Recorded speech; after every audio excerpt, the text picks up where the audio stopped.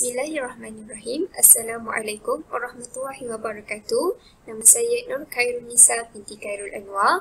Pada hari ini, saya bersama ahli kumpulan saya yang lain, iaitu saudari Aina Dayana binti Ahmad Nordin dan saudari Wan Nur Fatihah binti Wan Abdul Aziz daripada kelas 2 PISMP Bahasa Melayu 2 akan membentangkan dan berkongsi berkenaan kapasiti pedagogi pembelajaran bermakna. Baiklah, ini merupakan ahli kumpulan saya. Dalam pembentangan ini, kami akan menyelitkan berkenaan pengalaman, yang kedua berkenaan the big idea, yang terakhir sekali berkenaan konsep clarity.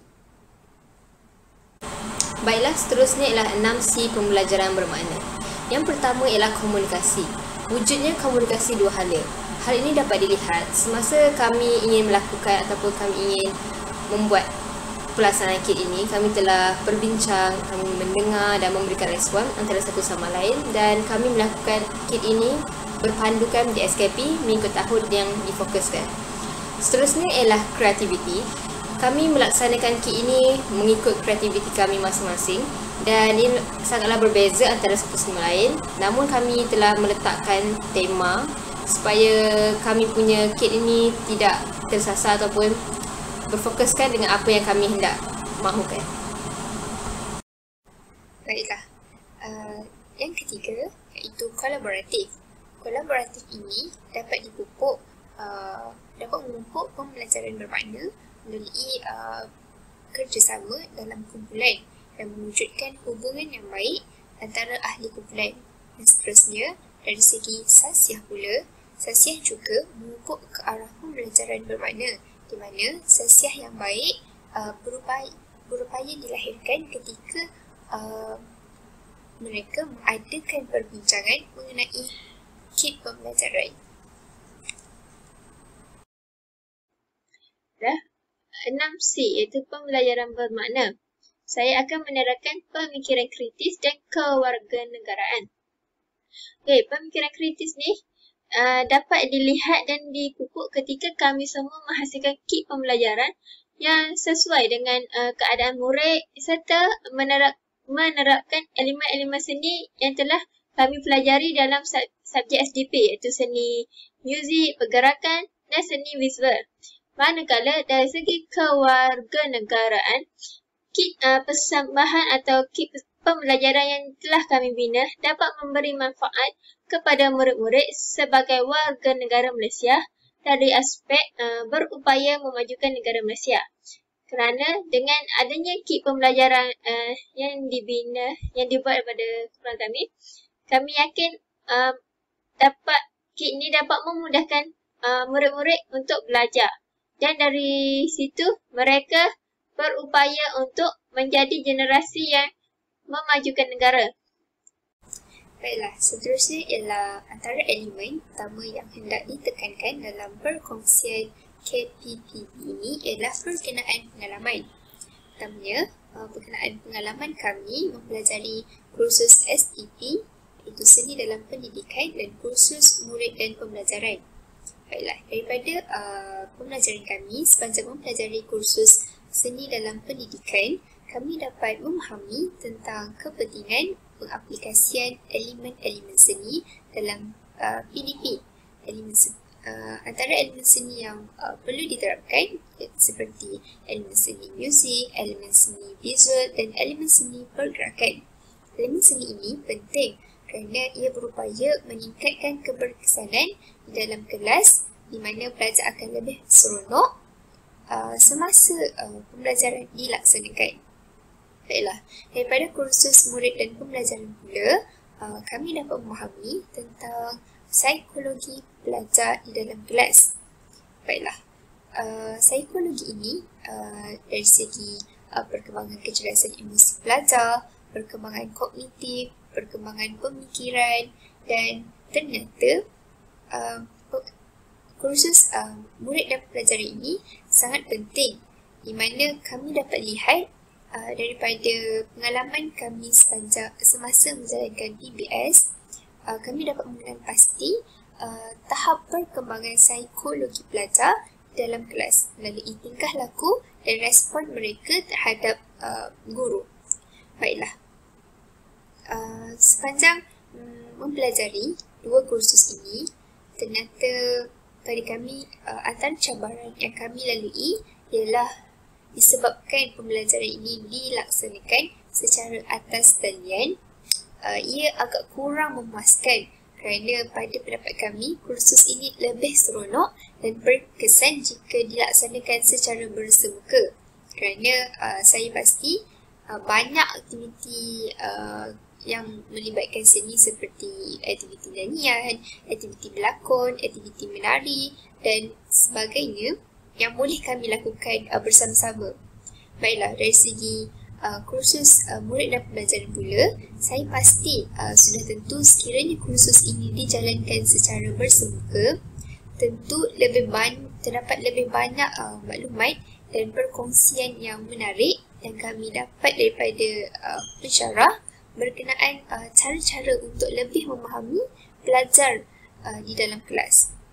Baiklah, daripada dua kursus ini, kami telah ditugaskan untuk membina dan mencipta kit persembahan di dalam kelas. Di mana kit ini telah dibina dan dicipta berdasarkan pengalaman kami semasa menjalankan PBS dan berpandukan di SKP Sekolah Kebangsaan mengikut tahun pelajar yang hendak difokuskan. Baiklah, kenapa saya kata kit ini dibina berdasarkan pengalaman kami semasa menjalankan PBS? Kerana daripada pengalaman kami, berdasarkan pengamatan kami dapat memahami dan mengetahui berapa kelemahan di dalam kelas yang kami lakukan pemerhatian. Misalnya, kami dapat mengetahui beberapa kekurangan dari segi cara guru menjalankan PDP, dari segi bahan yang digunakan, dari segi respon pelajar. Justru daripada pemerhatian tersebut, kami membina kit persembahan yang boleh digunakan dalam kelas, di mana diharapkan kit ini dapat mengatasi kekurangan-kekurangan tersebut dan menjadikan pembelajaran belajar di dalam kelas lebih berkesan. Di samping masa yang sama, mereka berasa seronok untuk belajar. Baiklah, seterusnya ialah apa yang hendak diterapkan dalam kecerdasan emosi ini.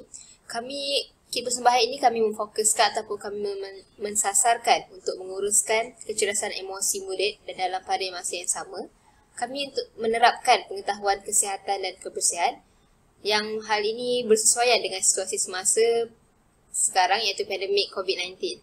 Seterusnya, bagaimana kit persembahan ini mempengaruhi kecerdasan emosi murid?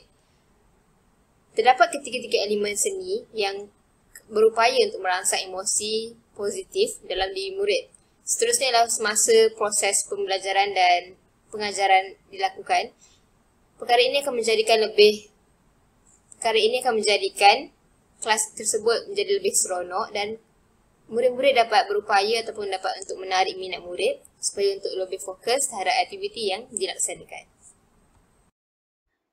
Saya teruskan pembelajaran saya dengan konsep clarity. Konsep clarity ada 3, iaitu apa yang dipelajari, bagaimana hendak belajar dan bagaimana kita mengetahui apa yang dipelajari. Jadi, poin pertama iaitu apa yang dipelajari.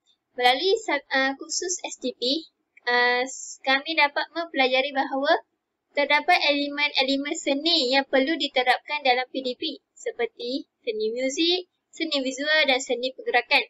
Ketiga-tiga elemen seni ini sangat penting untuk memastikan suasana kelas tu kondusif atau selesa dan menjadikan aktiviti dan semasa PDP itu lebih seronok. Yang kedua, dari segi MDP iaitu khusus murid dan pembelajaran, kami dapat mengetahui kepentingan psikologi dan emosi murid-murid sewaktu dalam kelas. Hal ini kerana kita sebagai bakal pendidik atau pendidik suatu hari nanti perlu peka dengan keadaan murid. Barulah PDP itu dapat berjalan dengan lancar. Poin yang kedua iaitu bagaimana hendak belajar. Khusus SGP ni, kita kena belajar. Kita kena ketahui apa itu elemen seni yang terdapat dalam SGP. Ya, kalau ikutkan sejarah umumnya, elemen seni ni banyak. Tetapi dalam SGP hanya 3 yang paling penting yang perlu diterapkan dalam PDP. Jadi, sebelum kita belajar khusus SGP itu, kita kena ketahui ketiga-tiga elemen yang penting itu. Dan dari segi khusus MDP pula, kita perlu mengenal pasti terlebih dahulu keadaan murid. Contohnya daripada pengalaman PBS saya, apabila saya masuk kelas, saya dapat mengenal pastilah keadaan murid, di mana ada murid yang pasif, ada murid yang terlebih aktif dan ada murid yang sederhana. Jadi jadi waktu tu saya dapat tengoklah yang guru tu telah mengambil satu jalan penyelesaian dengan membuat aktiviti yang dapat yang melibatkan semua pelajar. Okay. Poin yang ketiga pula, bagaimana kita mengetahui apa yang dipelajari. Okay. Melalui khusus SGP ni, kami dapat mengaplikasikan ketiga-tiga elemen tadi dalam kit pembelajaran ataupun aktiviti PDP.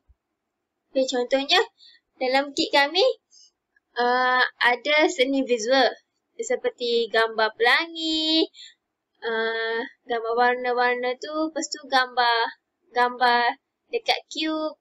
Dan kalau dari segi seni pergerakan dan seni muzik tu, kalau bersemuka, kami akan memasang muzik. Jadi pergerakan tu pula dilakukan apabila murid tu mengagih-agihkan kit pembelajaran kami tu. Dan dari segi MDP pula, kita dapat mengenal pasti dan mengetahui bahawa setiap murid ni mempunyai perbezaan dari segi psikologi, emosi maupun perkembangan mereka. Itu saja pada saya. Sekian, terima kasih. Baiklah, itu sahaja daripada kami. Diharapkan perkongsian ini dapat memberi manfaat kepada semua. Sekian, terima kasih.